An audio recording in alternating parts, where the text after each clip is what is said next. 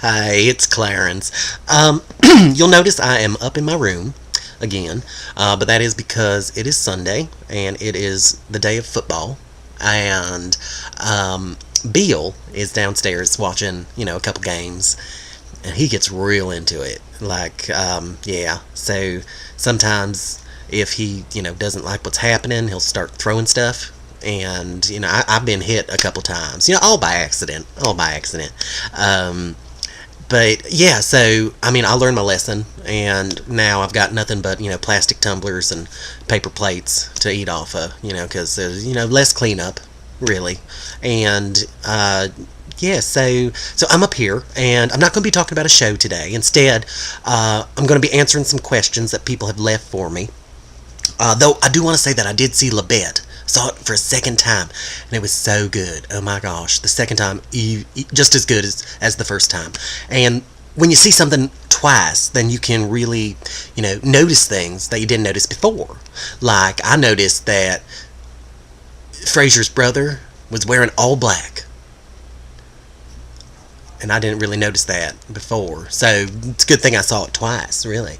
So, yeah, so I'm going to be answering some questions. Now, the odd thing about these questions is that nobody really left the questions for me on the YouTube page, and that's fine. I got them through email and another social network site that I'm on, that everyone's on.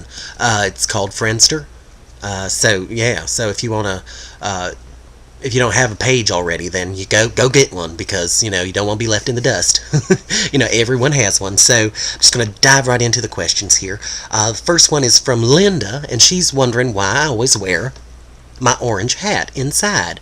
And actually, it's red. It's a red hat, but I'm sure the lighting and everything makes it look a little orange, so, so that's understandable. But why do I wear it inside? Well, it's like a security blanket. Because back when I was a child, my mother would always make me get perms. And I don't like them at all. So, I always wore a hat. Yeah. And she also wants to know what I like to cook. And I don't like to cook. I don't.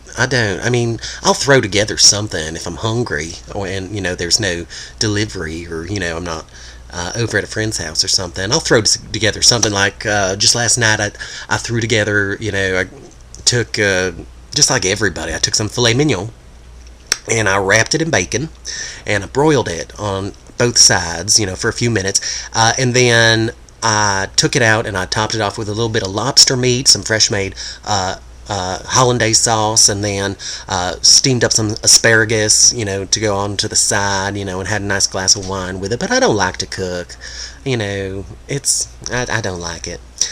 Farron wants to know, what is my survival job while I'm on my quest to be a big-time New York City waiter? Well, what I do, just until that day that I do become the waiter, is I am the vice president in charge of development for Oprah's new network, OWN.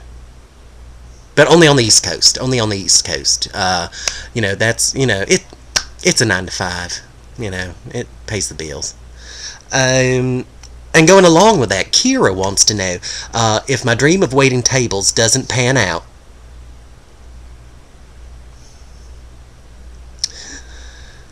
have you considered falling back on playwriting? And I don't know. I don't know about that. I don't think anything I wrote could be as good as what I see on Broadway. Oh, that reminds me.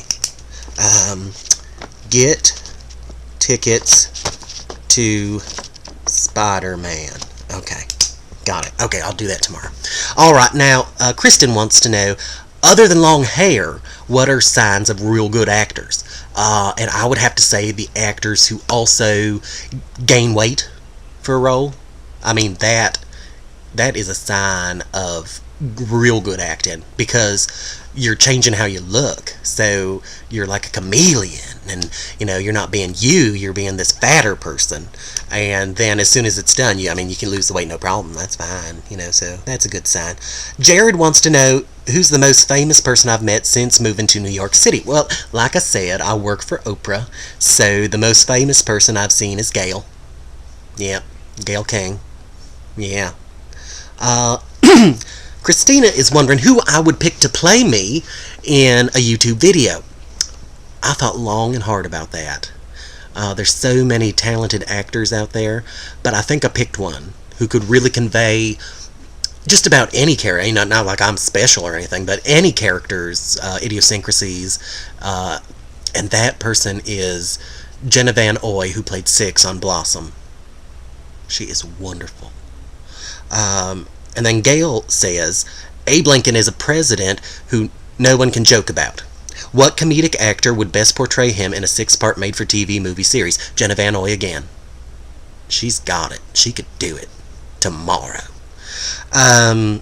Then Stuart wants to know if I was aware that there is a Phantom sequel called Love Never Dies playing in London. And I would love to see it. I've heard about it, of course. I would love to see it. From what I hear from everybody is that it's even better than the first.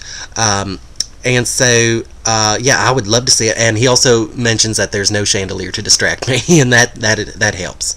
Because if there was that chandelier, I'd just be eyeing it all night.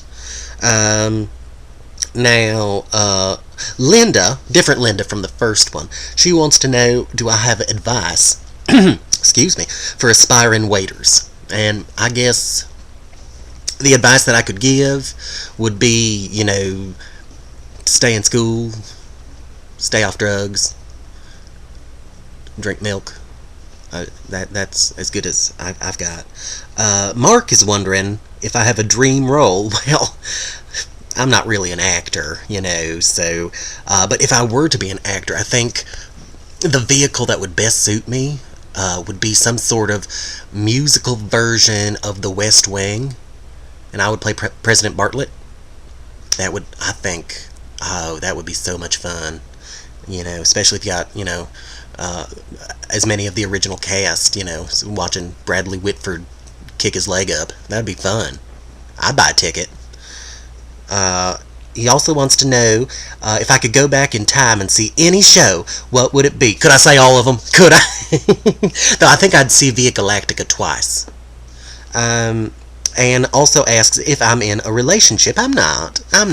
No. No.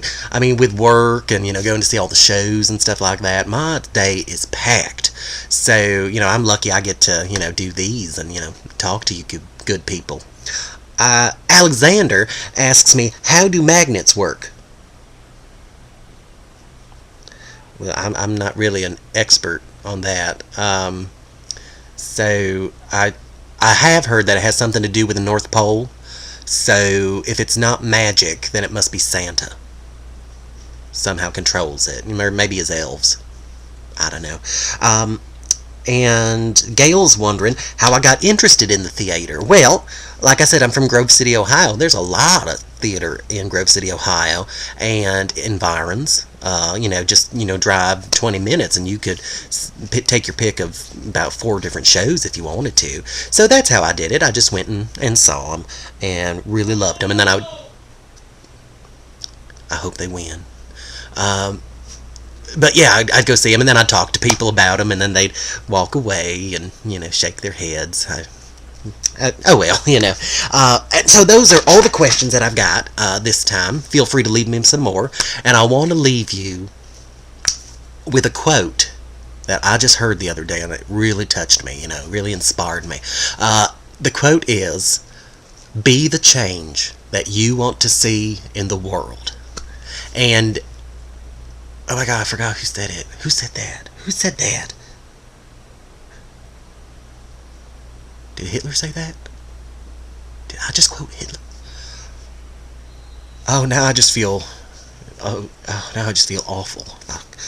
Oh, okay, so I'm just going to sign off. I'm just going to go see it.